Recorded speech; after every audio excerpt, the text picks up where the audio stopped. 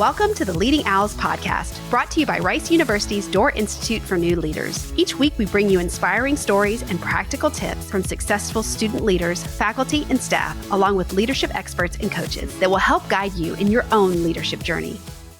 Today, we're diving into the world of student leadership at Rice with Carlos, a standout leader at McMurtry College. Carlos has taken on major leadership roles in McMurtry, serving as one of the 2025 O-Week Coordinators, Prime Minister, Socials and Cultural Committee Head, and he's also involved in Rice Men's Club Volleyball, the Rice Filipino Student Association, and the Rice Partnership for the Advancement and Immersion of Refugees, or PAIR. In this episode, Carlos takes us behind the scenes of planning O-Week 2025, shares his vision for McMurtry College, and reflects on the lessons he's learned from his many leadership roles. Whether you're a student looking to get involved or curious about what it takes to lead at Rice, this conversation is packed with insights and inspiration. Please welcome Carlos. Hi, Carlos. Thanks for joining us. Yeah, thank you for having me. So can you just do a quick rundown on yourself, your name, year, college, major? Hi, everyone. My name is Carlos. I'm a current sophomore at McMurtry College, and I'm majoring in biosciences. So what inspired you to take on leadership roles at McMurtry College?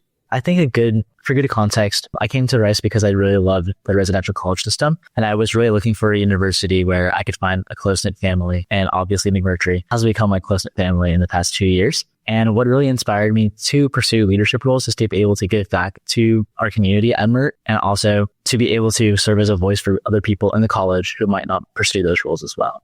I think that's so nice. How has your leadership journey evolved from joining student organizations to now serving as MURT's Prime Minister and O-Week Coord? So I think my first ever leadership position here at Rice was actually through Rice's Filipino Student Association, where I served as one of the event coordinators. And from there, I learned that I really do love being able to organize events and work with other cultural groups and student organizations on campus. And I've gained a lot of leadership experience from that club. And I think that, in combination with my love for McMurtry, really pushed me to now serve as McMurtry's Prime Minister and one of their O-Week coordinators for 2025.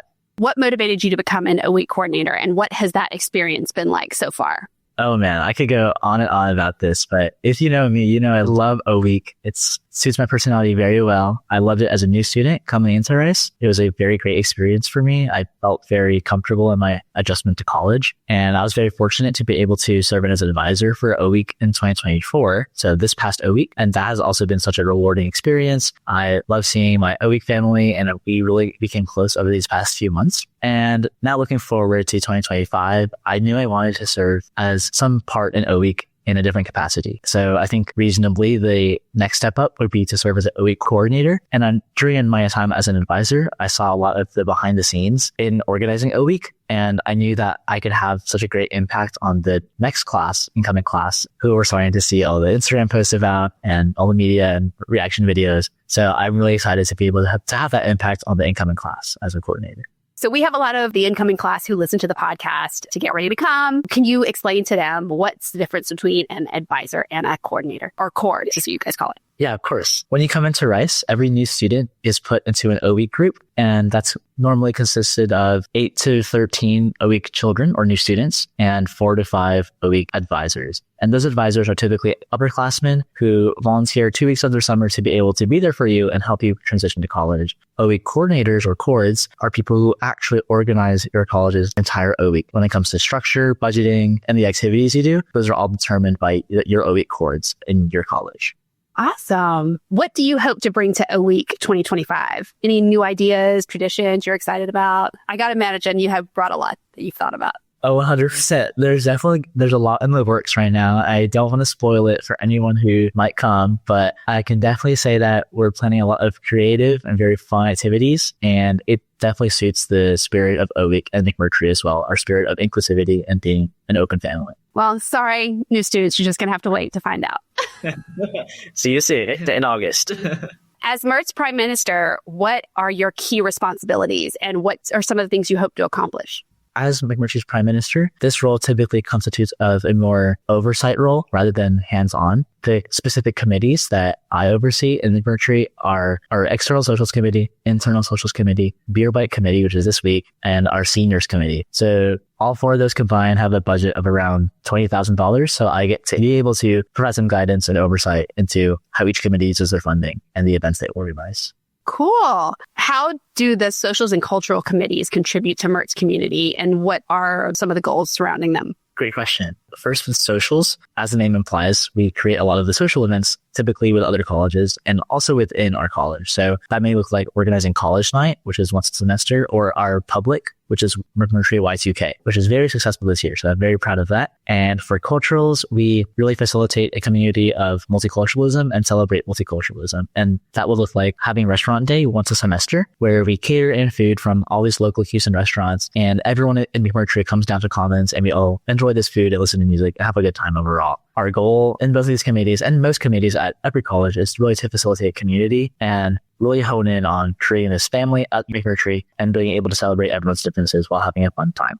Let's talk a bit about Rice Filipino Student Association. What role does the association play on campus, and what has your experience been like in the organization? So my experience so far has been very rewarding. I've met so many of my close friends through FSA, and I've learned so much about myself as well. The role that FSA plays on campus is primarily to, one, create a welcoming and relaxing place for people to relax and take their mind off of school. So we're actually organizing a study break where we cater in food and we eat traditional Filipino food in a traditional manner at our multicultural center. So that's in a few weeks. And otherwise, we work a lot of student organizations like Rice PSA, Rice CSA, or Vietnamese Student Association, or Chinese Student Association. And we also organize a lot of cultural events like CPI Night, which is Southeast and Asian Pacific Islander Night. And that was a cultural showcase where a lot of student groups dance and sing. And it was obviously, it was a great time. There's so many people in attendance and it was a big campus event. We do a lot of those, and we also host educational events. So we recently had Rice Food for Thought, and that's actually in partnership with the Rice H&D. There are actually Filipino chefs. We were able to make traditional Filipino food while learning about the history of the Philippines and general sentiment surrounding themes of imperialism and the history of the Philippines. That is so cool. And tying it to food always makes it more fun.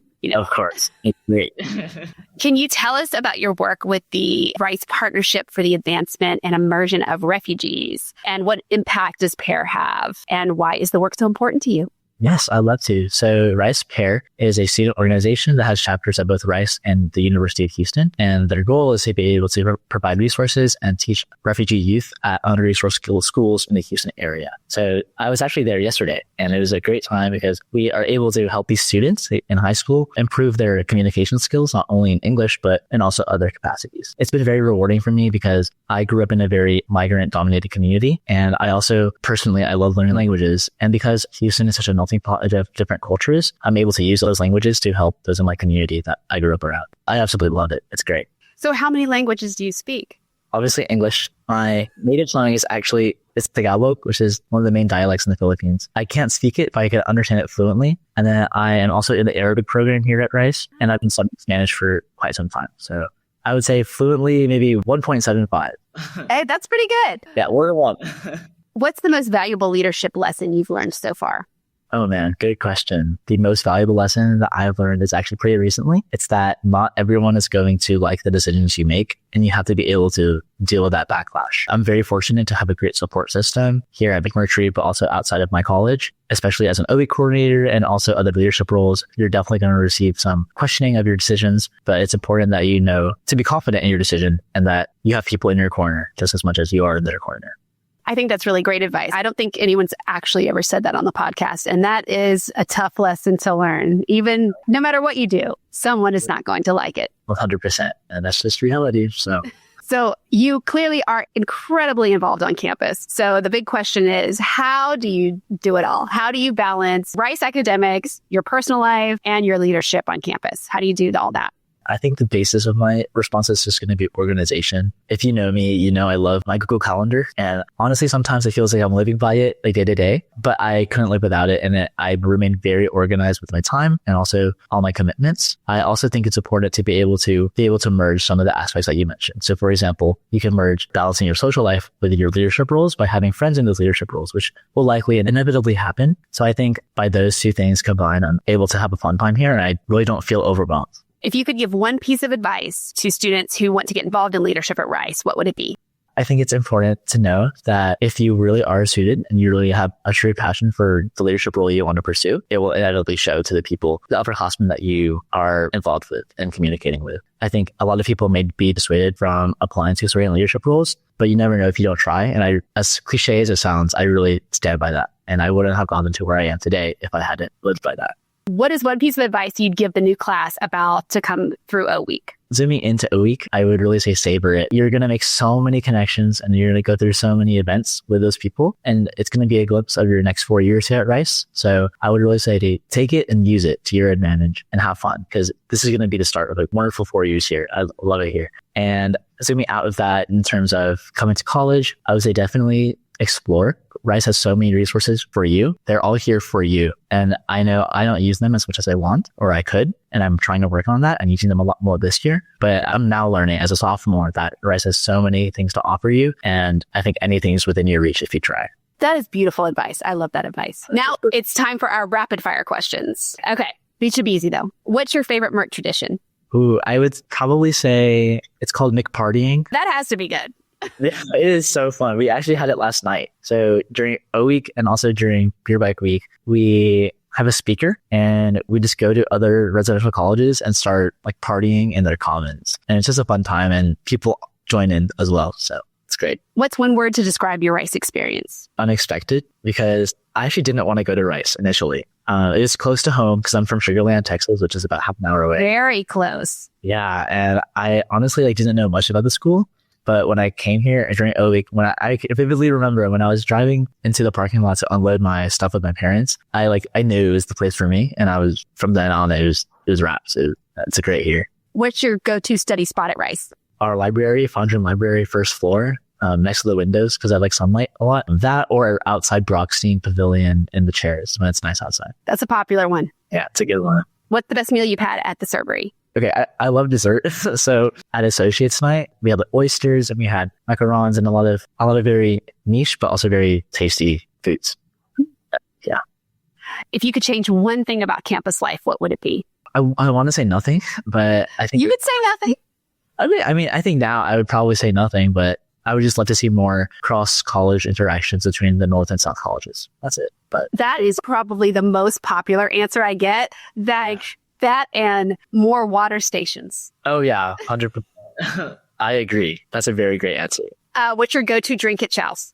Oh, it's a medium iced matcha latte. And if I'm studying, I'll have a shot of espresso with that as well. Nice. Yeah. And since it's Beer Bike Week, oh yeah, I have to ask, what's your favorite part about Beer Bike? Oh, okay. The morning of Beer Bike. It's a very fun social gathering where everyone is in one place and there's music and we're just having a good time.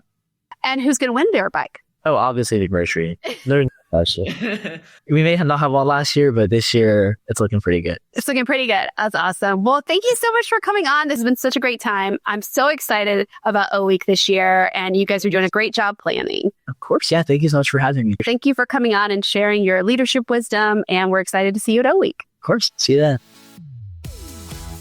Thank you for joining us for the Leading Owls podcast. We will be back next week with more leadership journeys and tips to share. New episodes release each Wednesday. For more information on the Doerr Institute for New Leaders and our free leader development programs for Rice students, please visit doerr.rice.edu.